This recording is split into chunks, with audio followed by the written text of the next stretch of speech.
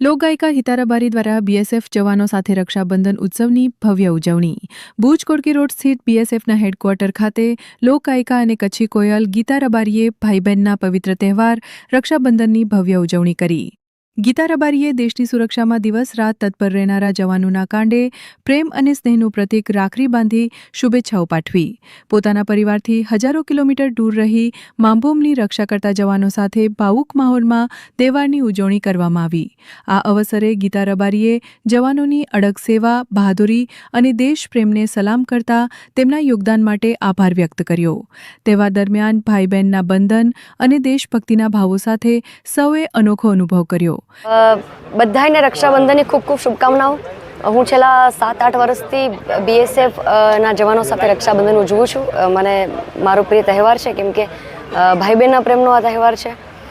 અને ઘરે તો આપણો ભાઈ આપણી રક્ષા કરે જ છે, આપણા પરિવારની રક્ષા કરે છે, પણ આ પણ આપણા સાચા ભાઈઓ છે જે આપણા દેશ પર જે પણ સંકટ આવે તો સૌથી પહેલાં આપણા આ ભાઈઓ રક્ષા કરતા હોય છે. તો આ બધાને રક્ષાબંધનની શુભકામનાઓ, કેમ કે મારા માટે પ્રિય તહેવાર છે. એટલે હું દર વર્ષે અહીંયા ભુજ ખાતે આવું છું, મારું વતન છે. અને આજના દિવસે બધી બહેનો બહુ ખુશ હશે પોતાના ભાઈને મળીને.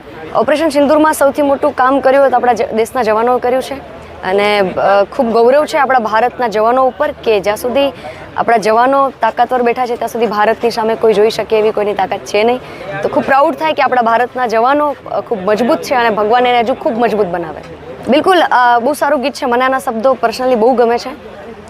રાખડ કે પૂનમ રો બાઈસાને બીરો યાદ આવે, રાખડ કી પૂનમ રો બાઈસાને બીરો યાદ આવે, જામણ રાજાયા મને અવડોડી ઘણી આવે થારી રે યાદ.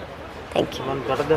हाँ, गीता बहन रबारी जो इस पूरे क्षेत्र की शान है, लोक गायिका हैं, जिन्होंने एक अपनी अलग पहचान बनाई है और क्षेत्र को भी नाम दिया है.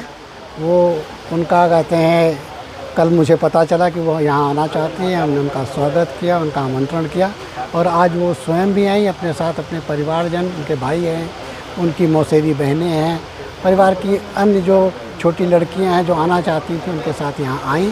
हमने इसके लिए आयोजन किया, अपने सारे अधिकारियों को, जो यहाँ उपस्थित जवान हैं, एसओज हैं, सबको एकत्रित किया और इस राखी के प्रोग्राम के लिए हमने यहाँ मिलकर, अभी उन्होंने पहले मेरे को राखी बांधी, अभी जवानों को राखी बांध रही हैं. तो हमारा बीएसएफ का एक परिवार अपने घरों से दूर हमेशा बॉर्डर में होता है और जब बॉर्डर के लोग हमको इस प्रकार से अप्रोच करते हैं तो हमें ये विश्वास होता है कि हम अपनी ड्यूटी को अच्छे से तक कर रहे हैं, हम उनके अंदर सुरक्षा की भावना दे पा रहे हैं और वो हमारे पास आने के लिए निसंकोच आ पाते हैं. ये हमें आत्मबल देता है और प्रेरणा देता है कि हम अपनी ड्यूटी और अच्छे से करें. और इस संदर्भ में जो ये आज प्रोग्राम हुआ है, इसके लिए मैं बहुत बहुत धन्यवाद करता हूँ गीता बहन का, जो उन्होंने हमारे ऊपर विश्वास दिलाया और हम हमारे पास आई इसी शुभकामना के साथ कि हम उनको इसी प्रकार से सुरक्षा की भावना दे पाएंगे. और हम उनको आश्वासन देते हैं, विश्वस्त करते हैं कि हम अपनी ड्यूटी पर जो भी बॉर्डर में कर रहे हैं ऐसे ही जारी रखेंगे. इस शुभ दिवस पर मैं सभी उपस्थित मेहमानों को, अपने जवानों को शुभकामनाएं देता हूं. राखी की जय हिंद.